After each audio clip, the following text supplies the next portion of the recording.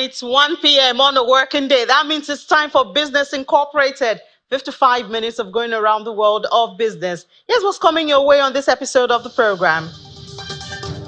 Look at some efforts to create cost-effective ports in Nigeria.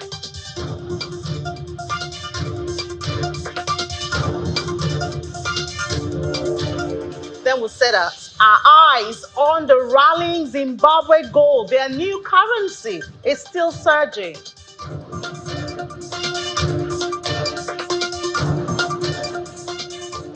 But it's not a good one for South Africans as we see the cost of living crisis is still there. The prices of commodities is still going up.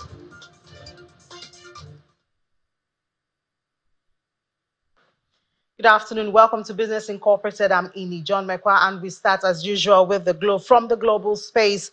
Oil prices rose on Friday as heightened tensions in the Middle East raised the risk of supply disruption from oil-producing region. The prices are set for weekly losses amid expectations of fewer U.S. interest rate cuts this year. Brent crude futures climbed 51 cents, as was 0.57% to $90.25 a barrel, while U.S. West Texas Intermediate crude futures rose 61 cents, about 0.72% to $85.63. The gains erased some losses from the previous session, which was dominated by worries about stubborn U.S. inflation that dampened hopes for an interest rate cut as early as June. Suspected Israeli warplanes bombed Iran's embassy in Damascus in a strike for which Iran has vowed revenge, ratcheting up tensions in the region already strained by the Gaza war. Israel has not said it was responsible for Iran's, but Iran's supreme leader has said that Israel must be punished, and it shall be for the attack. The U.S. expects an attack by Iran against Israel, but one that would not be big enough to draw Washington into the war, and that's according to a U.S. official. Iranian sources also say that Tehran has signaled a response aimed at avoiding major escalation. On the other side, Israel is keeping up its war in Gaza, but is also preparing for scenarios in other areas, according to the Prime Minister, Benjamin Netanyahu.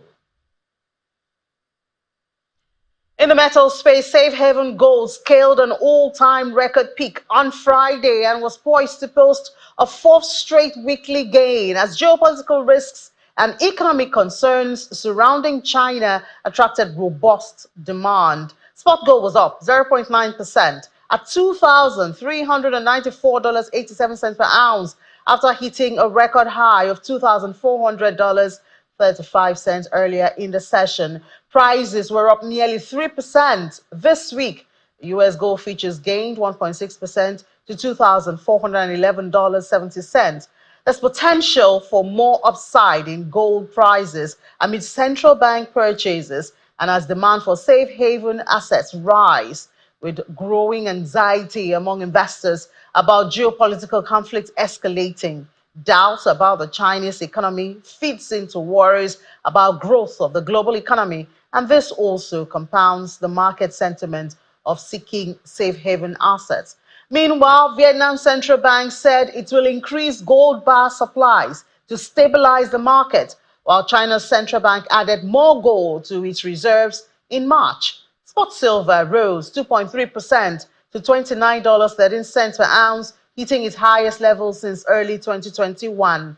Gold's strength appears to have filtered through to support silver prices, and industrial production figures released on Tuesday gave a further signal on industrial demand for silver, according to traders in that sector.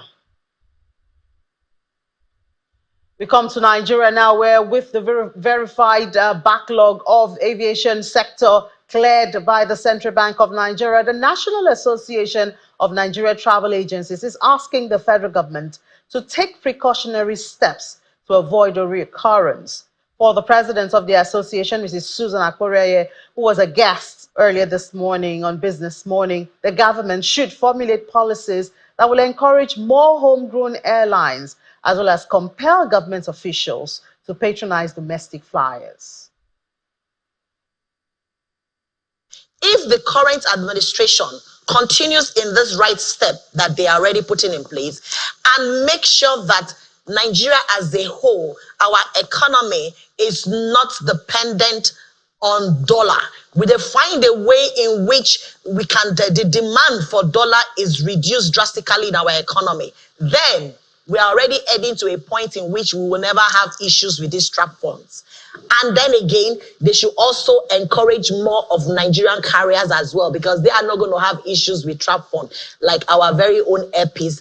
As many Nigerian carriers that has the muscle, that has the availability, please, from what our minister told us and made clear to us, that they are willing to support more to come on board. That is our own way of making sure we depend less on this foreign currency that is not our own.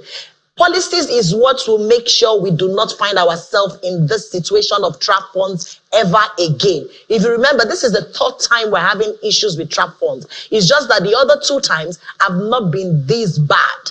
This was the worst of it. Or that it went as close to almost $2,000, $1,900 and something dollars that was selling at the airline. So let them just continue in this policy, bring in new policies, let the economy of Nigeria be more of homegrown. Patronize our own. I was talking to somebody and we were just talking. How do we make sure EP stands strong in the industry? We are supporting them. For instance, they can come up with a policy that every government official should travel EPIs, except the destination that EPIs does not go to. If it's a destination that EPIs go to, they can come up with a policy that all travels by government officials should be EPIs. That is our own way of patronizing our own. Patronizing our own indeed. And of course, we did hear Ms. Akporere there talking about the appreciation and rebound in the Naira and the impact it has had on fares and demand in the aviation sector of Nigeria. Let's talk more about that now and other issues as it concerns the economy with the Managing Director of Optimus for AfroInvest, Mr. Ayodeji Ebo. Mr. Ebo, good afternoon. I don't know if to tell you welcome from the break. I'm sure you enjoyed the holiday. Yeah, very well. Awesome. So we've been seeing appreciation in the value of the Naira to everyone, I believe everyone, every true Nigerian's joy. But how do we sustain this? Because I've been having a lot of conversation behind the camera, and a lot of Nigerians are kind of skeptical, especially when we see that it looks like this appreciation we're seeing is because of CBN intervention, which of course is costing our reserves. You know, so how sustainable is this? How can we keep the Naira continuing in this trend? Okay, thank you very much. And you rightly said that's what is in the mind of all Nigerians. We are hoping that to appreciate to a more reasonable level. However, coming it's a very good development. And in terms of the sustainability, I think what the CBN has tried to do is, you know, when you are looking at the policy on the medium and long term, so in the short term, in the interim, if now given the high interest rate environment, we are beginning the influx of an inflow from FDIs, and you know, we call it hot money, which was short term. So that is solving.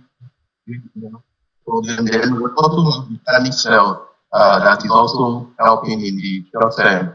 But if we're going to look at a sustainable way, which is the medium to long term, we will need to have to develop our non-oil export. And secondly, reduce oil theft. Yes, oil production is ramping up. It is from a low level of 1.2 million. From the autonomous approaching 1.7, 1.6 to 1.7 million barrels per day, which is very good development. But beyond that, government will now need to see how can we improve our non-oil export. So we look at the non-oil export and agrics constitute less than about 6 to 7% of total export, which is very low. So what can we do? And the interesting thing about developing this new is also creating jobs. So they need to intensify efforts. There needs to be clearer blueprint of take advantage of that space, and that we subsidize production. What we've always been doing that has not yielded much results is subsidizing consumption.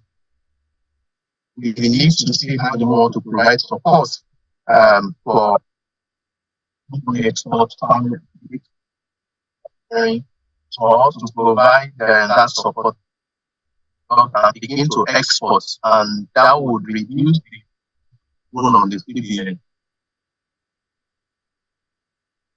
I don't know. I think it's the network is not really strong.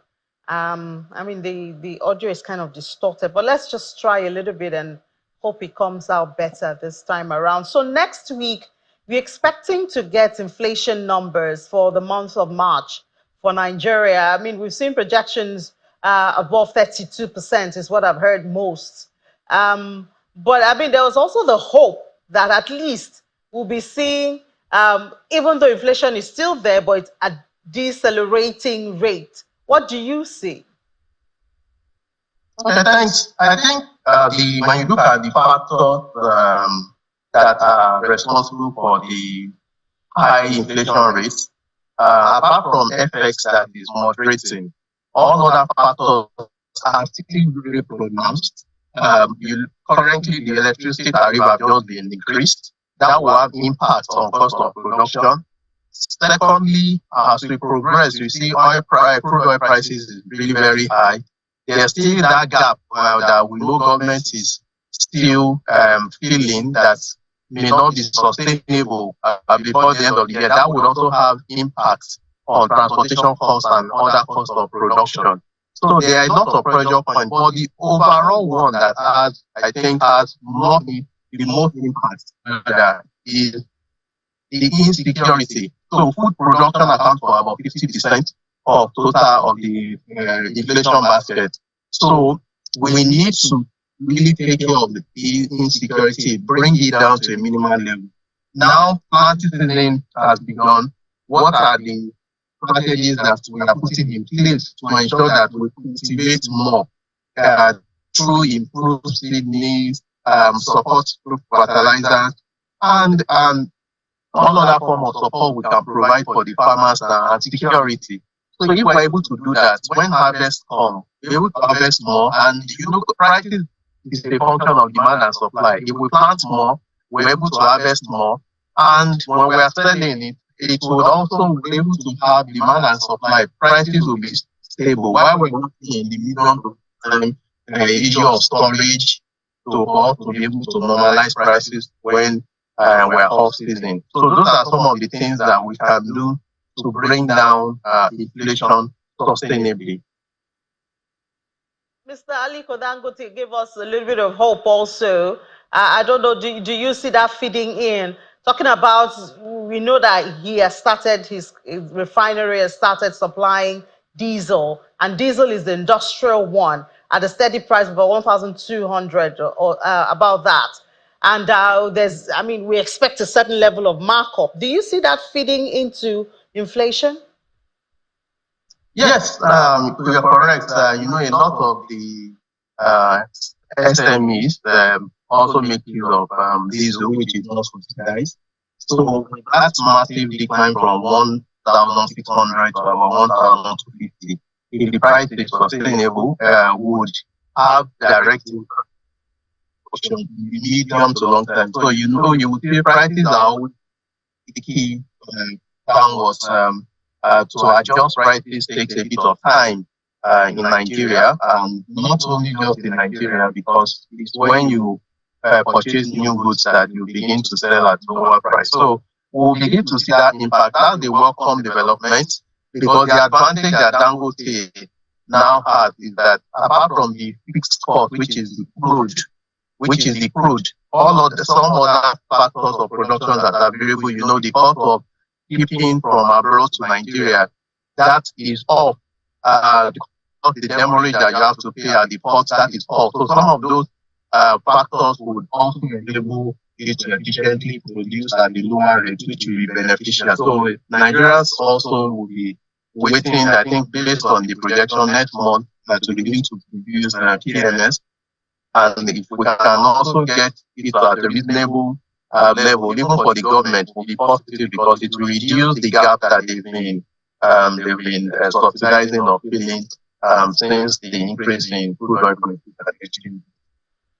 All right, Mr. Aibo, thank you so much for your time and thoughts this afternoon. Mr. Ayodjepo is the Managing Director of Optimus by Afri Invest. Thanks for having me. All right, now let's take a break. And when we come back, we'll head to the market. Something dramatic happened around the market this afternoon. We'll talk about it after the break. Just stay with us.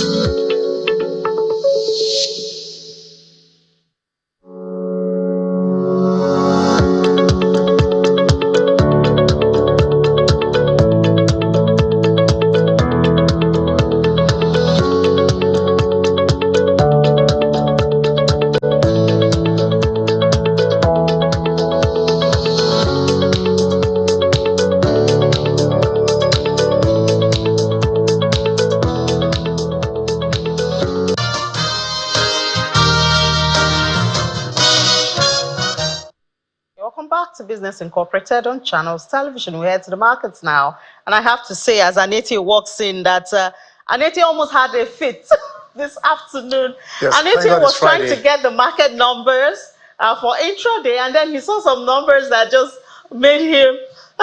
honestly, I was about to flip out.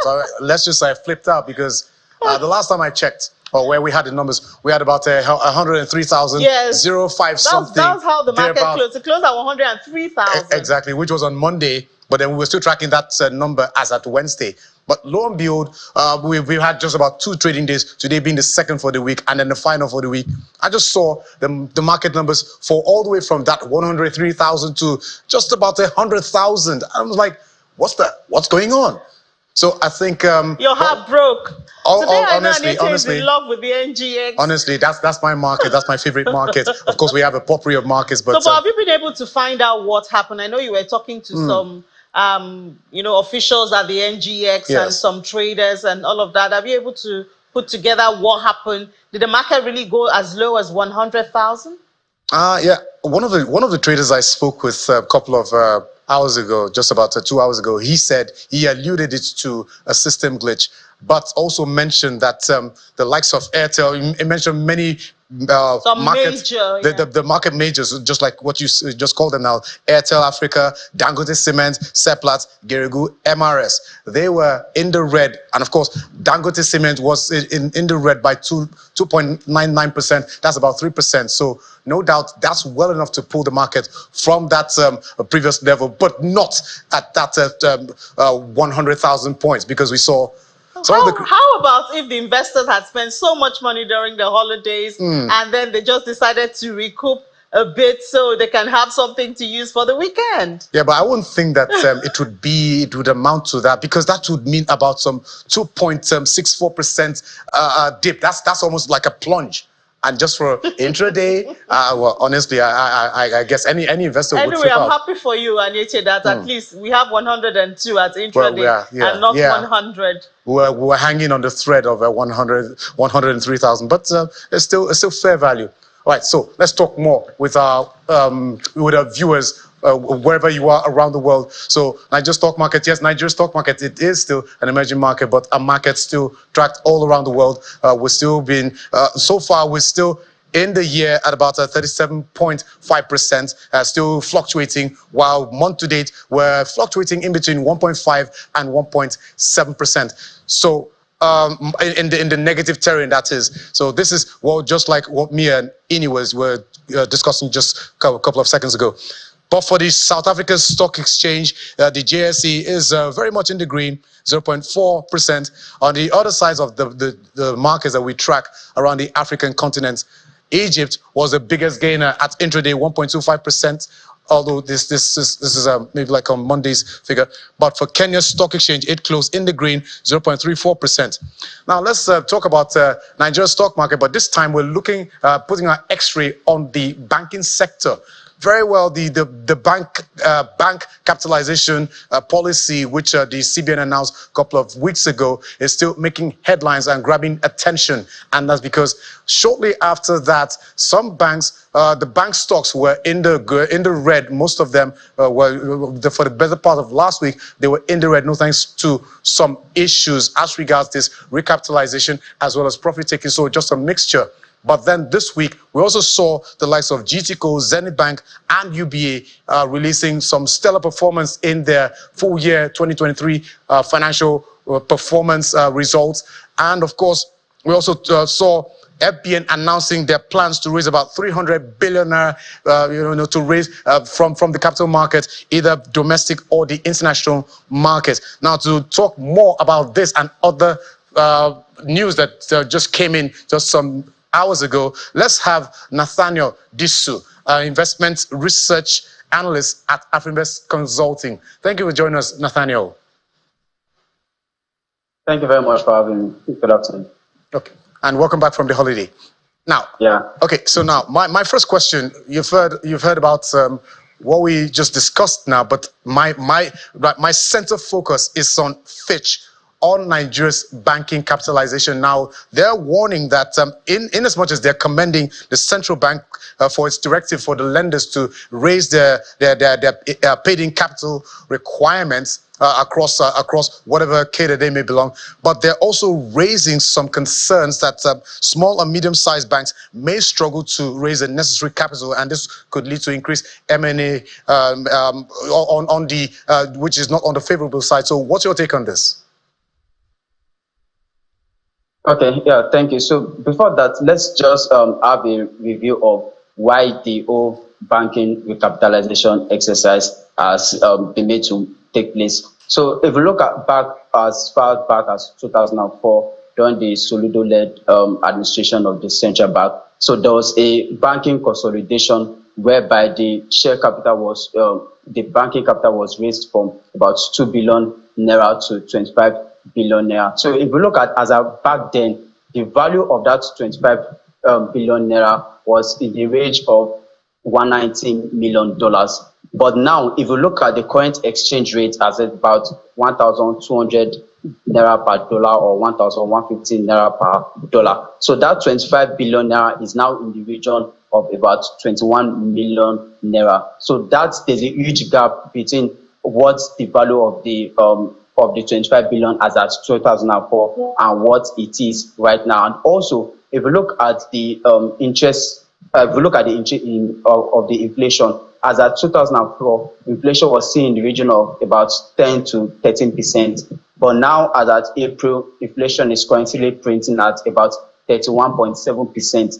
And also, if you look at the GDP, the GDP as at 2004 compared to what it is now, it is not the same value. So we've seen a lot of disparity or a gap between the value of the 25 billion as at then and as at now. So also we all know that the banking sector plays a huge role in the growth of Nigeria's economy. And now that we are projecting, or the government is aspiring to raise the GDP to about 1 trillion, there's a need for that banking recapitalization exercise, because the banks would always play a major role. And also, we've been seeing over the years how Nigerian banks have been spreading their reach within Africa and also beyond Africa. As at 2004, there were only few banks, if not none, that had huge presence in beyond Africa. But now we see a lot of banks having huge presence within Africa, also in the US and in Europe. So if the banks are to compete in the international space, and if Nigeria's economy is to grow to that 1 trillion naira projection, which the federal government is proposing. Currently, the GDP is about 530 billion naira. So there's need for that banking recapitalization exercise, because the banks need to be on par with the what's obtainable in the international scene. Okay, so now that takes me to my second question, because I have just about one more question for you. Now, it's a 24 months or call it 2-year timeline. And by the end of this month, those banks are expected to submit their implementation plan for how they intend to go about this. Now, if mergers and acquisitions are anything to go by as part of their implementation plan, how do you see the number of banks in Nigeria, which is currently at about 25, 26. What number do you see if there's a possible M&A? Where do you see the number of Nigerian banks ending within this recapitalization period?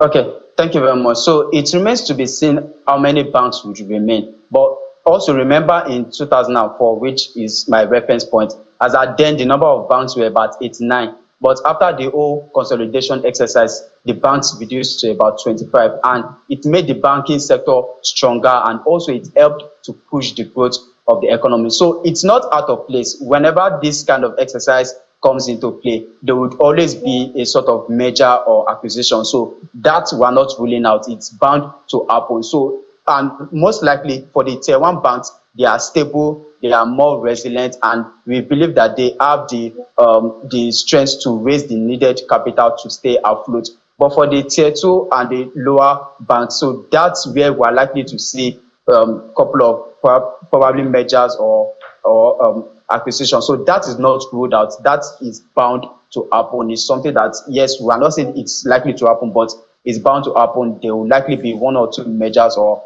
acquisition that would help banks to raise the needed capital to stay afloat and to meet up with the CBN's deadline. Okay, Nathaniel, I think we'll leave it there. And of course, also at the same time, would watch out for how Nigeria's stock market ends the week, because it's the final trading day for the week. Well, thank you so much for your analysis. Yeah, thank you very much. That was Nathaniel Disu, investment research analyst at AfriInvest Consulting, with the market numbers. Now, let's go over to the United States. Today, we're still not having Middle East markets. They're still on holiday, but take a look at the world's biggest economy. The NASDAQ and the S&P, they were in the red. That's the stock futures here.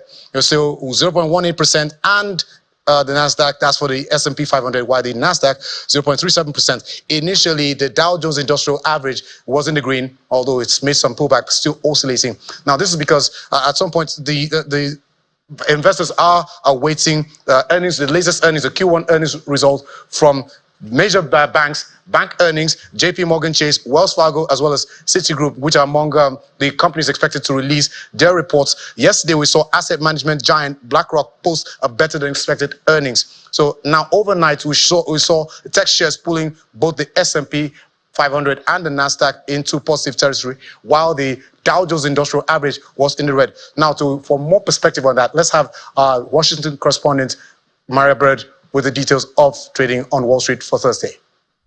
The U.S. stock market had a major surprise for investors on Thursday, as the Dow Jones, though, was a little bit under flatline, closing at 0.01%.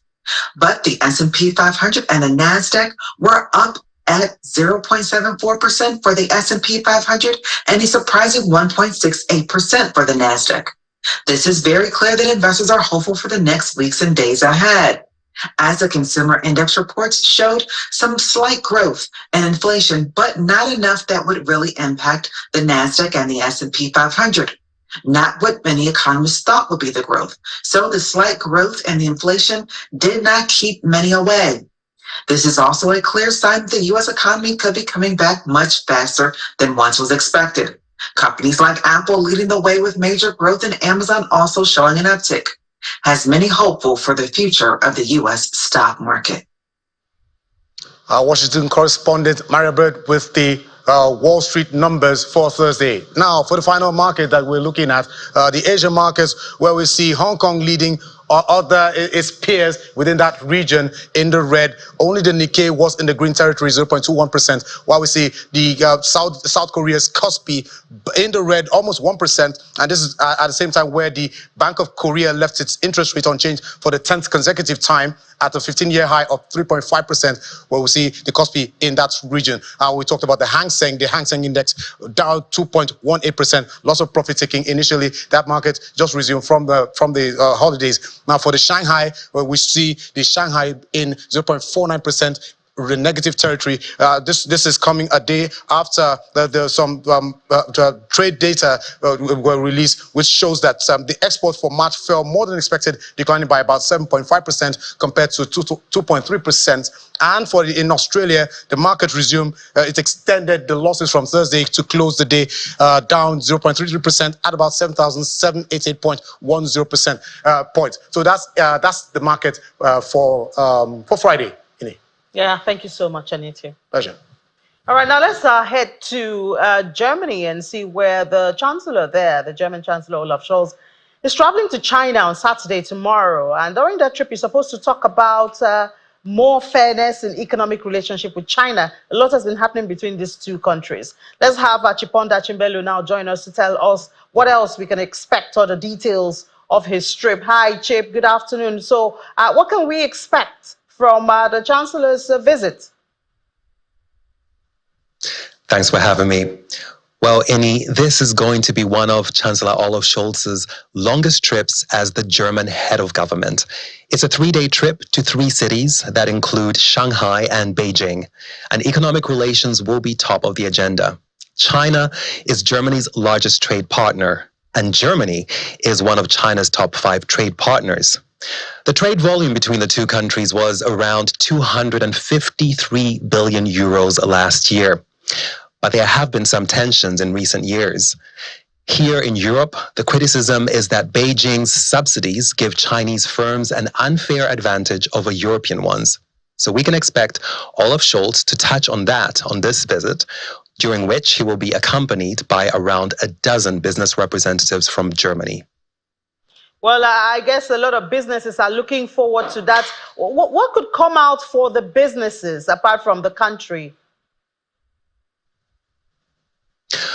Well, this week, the German Chamber of Commerce in China released a survey, and it showed that close to 2/3 of German firms say that they encounter unfair competition from their Chinese peers.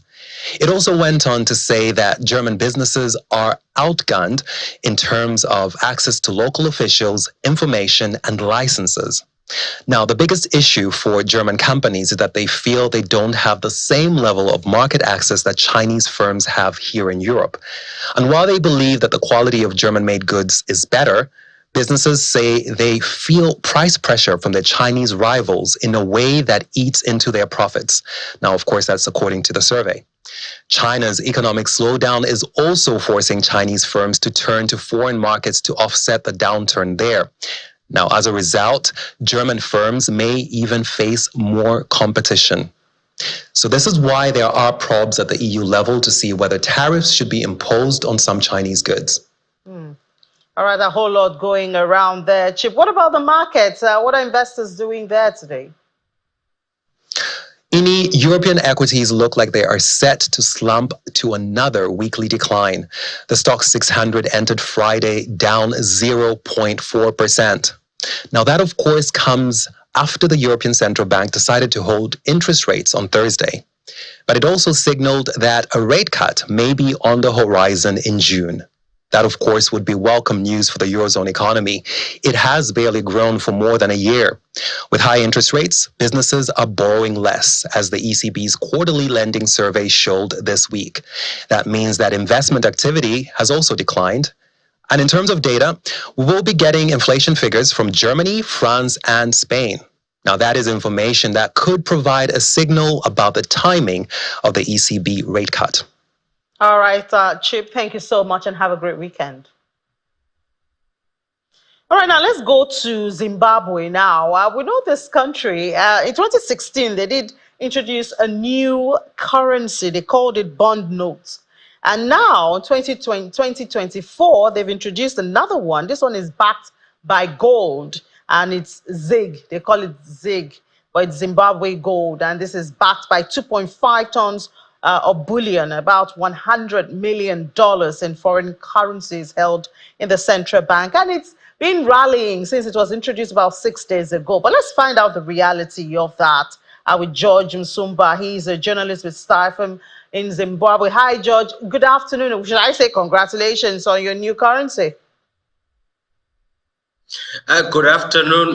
We're all hopeful. And congratulations maybe at the end of the month when the actual notes are in circulation. So we will see how the parallel market, or popularly known as the black market, will react. Will it eat into the value of this new currency or not, or will we get value for it? So we still wait. We'll put the champagne on ice for now. Yeah, because I mean, I just ask myself, is the problem with the currency you're using, or is it with the macroeconomic indices and how they are managed? Because in 2016, you did have a new currency. We've seen that also slump. As we speak, about 85% of transactions in Zimbabwe are being carried out with the US dollar, which, I mean, I don't know what that means to the sovereignty of Zimbabwe. So is it just about the currency or about the management of the economic indices? I think it's more to do, in the past, it's more to do with the management by the Reserve Bank of Zimbabwe, where it used to print a lot of money for grant capital projects, the road construction, the dam construction, and so a lot of money was being printed. So a lot of Zim dollars were chasing the few US dollars that are there. So there was always that reliance on the US dollar as a store of value currency. So most people were, from the past, from 2008, 2009, most people lost a lot of their money when Zimbabwe hit the trillions in terms of local currency. So there's that inbuilt fear of local currency. And so people rush to the US dollar as a store of value. And so this puts pressure on the amount of US dollars that are needed. But the Reserve Bank in itself has also pushed this demand by creating the parallel market through what people call arbitrage. Previously, they would ask the fuel dealers to come and get cheap foreign currency, and because of the US dollars that they will be selling will be cheaper, and most people rush to the Reserve Bank to get this cheaper foreign currency, which they also push to the black market. So it has more to do with the policies that were in place. But the new government, I said, they are not going to print any more money, and they will not be involved in quasi-fiscal activities. Okay, so I guess that will give a lot of Zimbabweans a bit of confidence. I'm thinking of the factor now. You have it backed by gold, and we know gold is doing so well this time around. What difference does that bring to the picture? the confidence issue is still something that is being worked on because of the past experience that have been done as far as currency is concerned. But because it's now backed by gold, we now await to see if the Reserve Bank governor will stick to printing money that is in line with the reserves that we have, so that we do not flood a lot of Zimbabwe currency into the market, which is not in tandem with the reserves that are there. So besides gold, there are also precious metals which are backing the currency, as well as some of the United States reserves that are in the accounts of the Reserve Bank. So the people are just waiting expectantly. The actual currency, the notes, they will be available at the end of the month. So we will see how much will be printed and how much will be available. And so there's a push that people must use local currency. The taxes, there's a push that local taxes, the taxes must be paid in Zimbabwe dollars. Oh no, in ZIG. In ZIG, it's called ZIG now, so that we don't over rely on the United States for everything.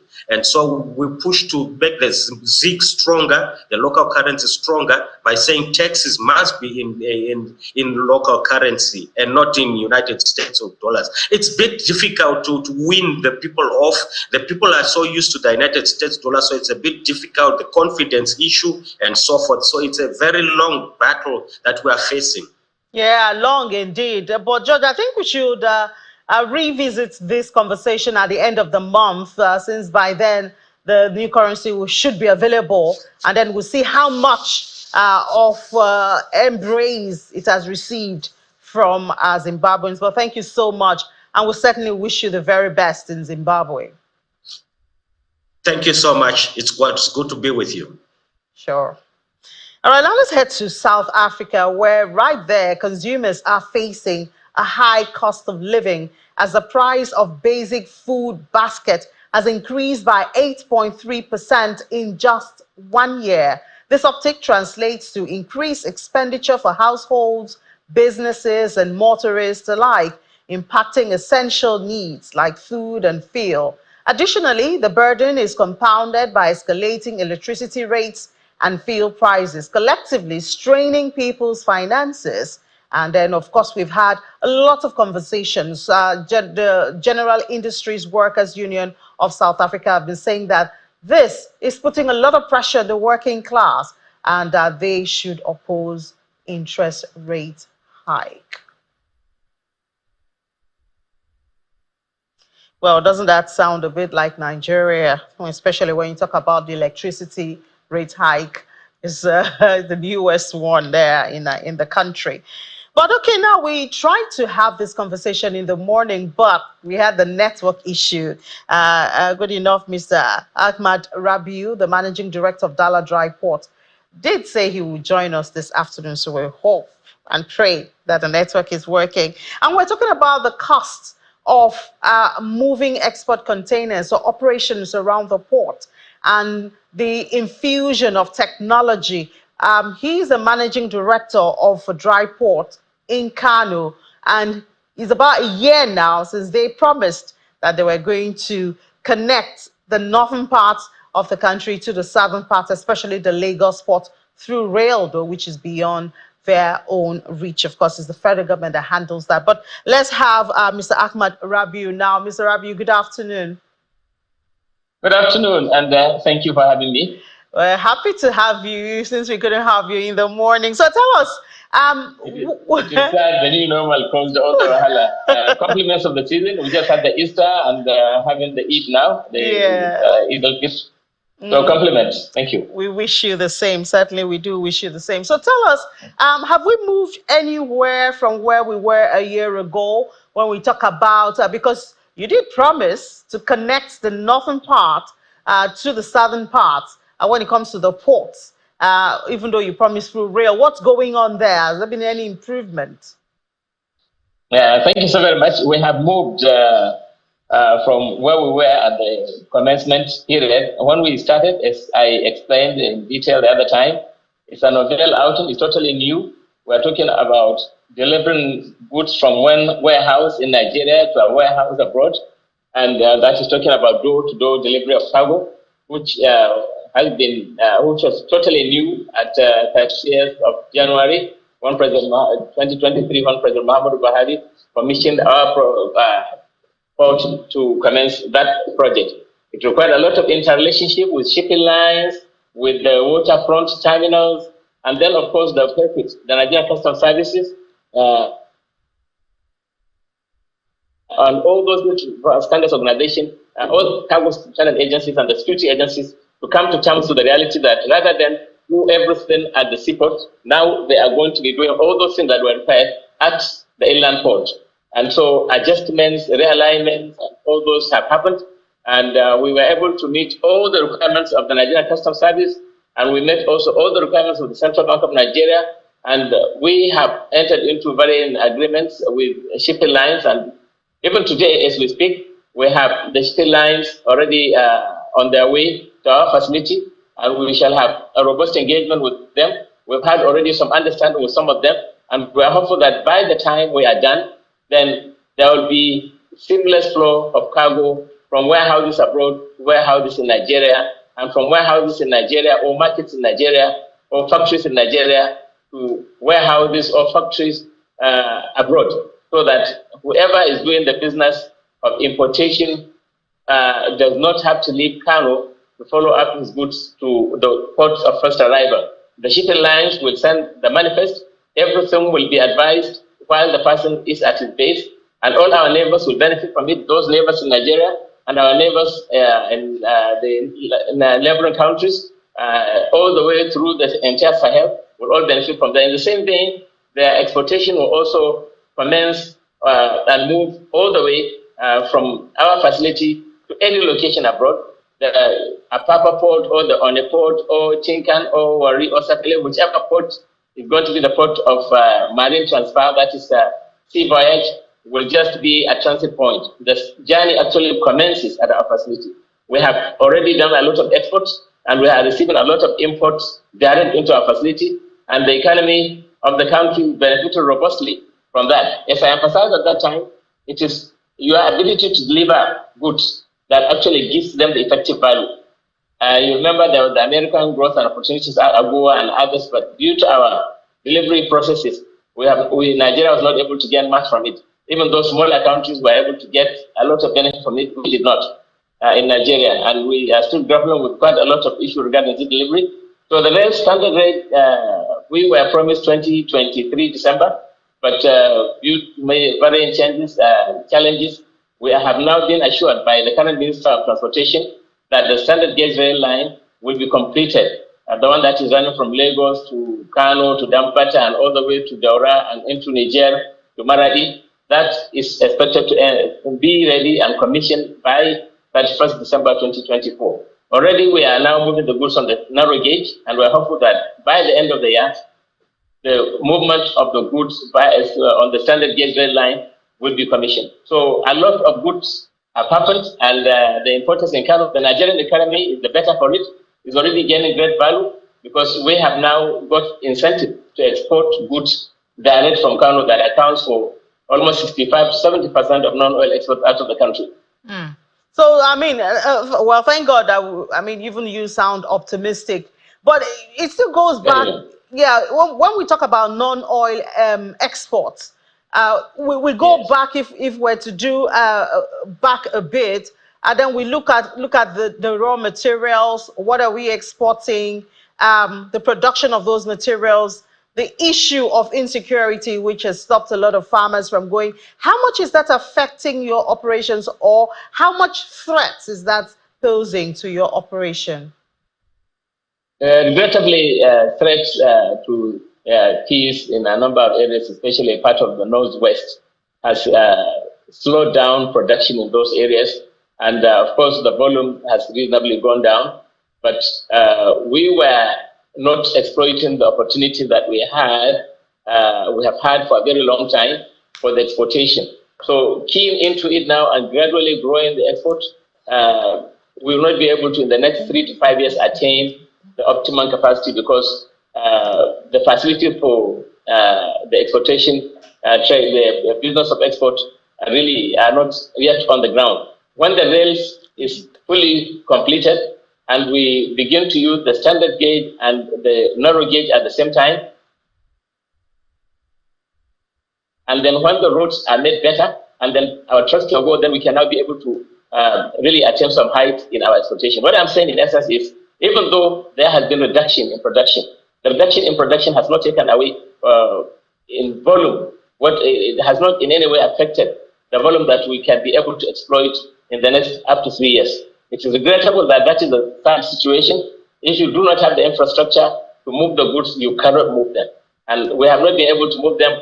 Our facility, the Inland Port, has got warehousing facilities and other facilitation that we are working with NEPC, working with the Ministry of Industry, Trade and Investment. We have been promoted and are being managed by the Ministry of Marine and Blue Economy and supported by the Ministry of Transportation. We are working with them aggressively to make sure that we grow capacity and until maybe at least 3 to 4 years before we could say if there was any reduction in production that it becomes material.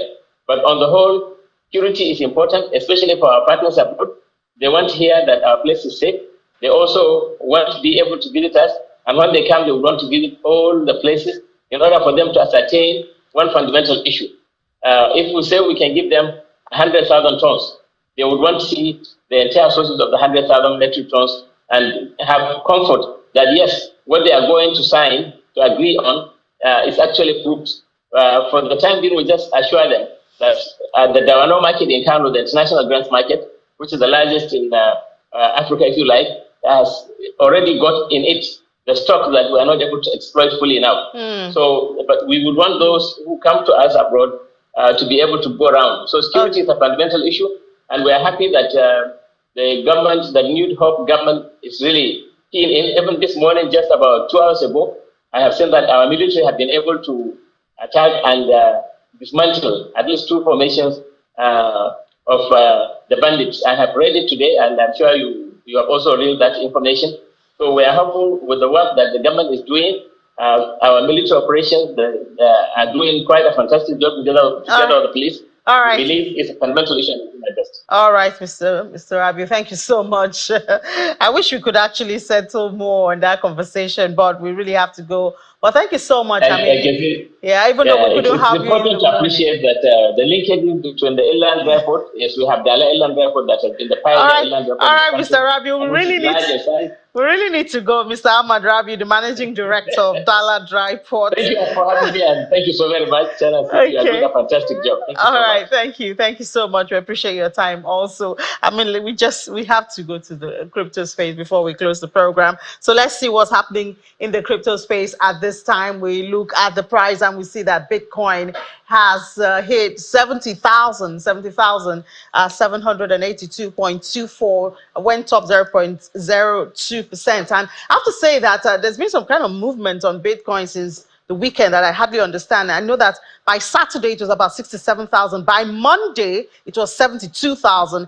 and of course it now tapered and all of that. But let's have Ono Obodo now, the managing director and chief executive officer of Phoenix Online System. Perhaps he can tell us what's going on with that. Hi, Ono. Good afternoon. So, what's going on? A lot of movement around Bitcoin these days. Yeah, good afternoon. Yeah, good afternoon. Thanks for having me. Yeah, a lot of movement and price action on Bitcoin this week. Generally, a lot of new stakeholders have come into the Bitcoin, and there's a lot of nice expectation from all stakeholders. So that's why the price actually is going. Currently, this morning, it hit around 71,000, slightly retracing back to like 70,000 plus right now. So, but during the week, we got a high of about 72,000 plus on Bitcoin. So all this boils down to all the formalities of Bitcoin's ETF approval that gave everybody this expectation. What's happening to the alts? What's happening to the what? The alts, the other coins. Okay, yeah, we have some other ones too. Is the reason why Bitcoin price is actually jumping here and there. We have some meme coins too that are coming to the space that are giving people a lot of good expectation as Bitcoin is approaching a very good high as we speak. We have Weave coin. The coin is called Weave coin, and Shiba. Shiba are also meme coins too that are also playing the same role as Bitcoin's project. Well, these meme coins actually are giving a lot of people hope from what they saw from our big big boy in the market, Elon Musk. Elon Musk actually bought into this crypto space about 2 years ago. And currently, that investment have actually generated 230 million US dollars. And it's not looking back, and everybody's looking towards this. With the approval of the ETF in the US right now, so it gives more stakeholders opportunity for them to invest in Bitcoin without actually owning the coin. I wonder how Nigerian players are doing in this. Can you just say briefly, we're out of time, Nigerian players in all of this? Are we still active? Have we been discouraged? Yes, very, very, very active. I can understand Nigerian players in the game too. They are watching closely because right from the past history, we have had Bitcoin moving exponentially very, very high after certain regulations, and this year's regulation has given more opportunity and hope for those that actually missed the Bitcoin opportunities a few years back. We have some new stakeholders that have joined the business, expecting opportunities to take us the opportunity in this Bitcoin space. All right. Thank you so much, Onumobodo, Managing Director and Chief Executive Officer of Phoenix Online System. Thank you for having me. All right, so that's it. Thank you so much for being a part of this, well, short week for you, normal week for us. But it's been a pleasure, coming here every day, even during the holidays. Laddie Williams will be back 7 p.m. tomorrow. Do have a great weekend. I'm John Mekwa. Bye-bye.